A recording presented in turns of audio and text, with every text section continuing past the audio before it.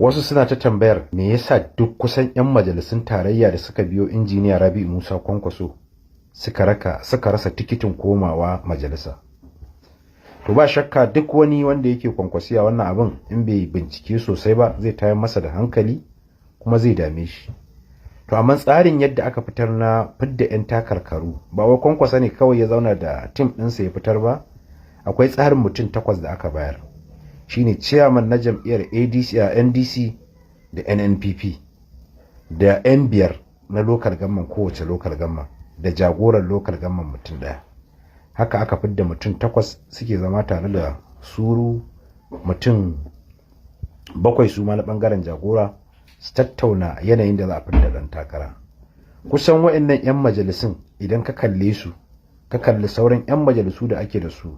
zaka ga suna matakin koma baya na ƙololuwa wajen rashin amfanar da al'umma 'yan kwankwasiya da rashin taimakon mutane a yankunansu da rashin kawo ayyuka na ci gaba a yankunansu. Kuma abin nan al'umma ake wakilta, al'umma ake jagoranci. Babu yadda za ku yi kun samu dama an ba ku takarkaru, kun zama 'yan takarkaru kuna majalisa amma ku kasa taimakon al'umma. Wallahi barin gaya maka a cikin wayannan 'yan majalisar da aka hana takara akwai wanda na je office ɗinsa har Abuja, ina cikin National Assembly na shiga office ɗinsa, mun tsaya for almost awa 1 muna cikin office ɗin muna hira, amma wallahi ruwa ba a iya bamu ba. Ruwa fiye wata na naira 200 ba a iya ɗauka a cikin office ɗin an bamu ba. To irin wayannan mutanen da ba san ma darajar dan adam ba, idan ka zo ka ce ka kasu ba su takara, a ƙarshe za a zo a faɗi.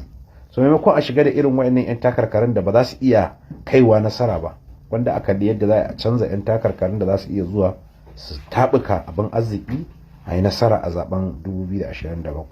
haka muna ba su haƙuri, Allah ya sa wacce suka yi ta amfane su, kuma wannan ya zama musu darasi na cewa duk lokacin da suka samu wani dama to ba damar su bace su da iyalansu da 'ya'yansu, dama ce ta al'ummar jihar Kano, dama ce ta 'yan yankunan su da suka zaɓe su suka yi musu aiki tukuru suka zama. Kaga shine abin da ya haɗa mu rigima da gwamnatin Razdan, da ya samu dama sai yake ganin damar tasa ce, shi zai juya ta, shi zai abin da ya ga dama, sai gwamnatin ta koma ta mutane 10, kaso kusan 80 na waɗanda suke gwamnatin in dai kana hira da su kana bibiyar su za ga ba sa jin daɗin gwamnatin, kawai suna turawa ne domin suna tunanin za a samu wata gaba da za a ce ku karɓa. In suka karɓa suka san sun fita da fitar su, to su ma sai su yi masa aikin tura mai gizo mai kan turuwa, in ya so sai ya ji can ya mutu shi kadai.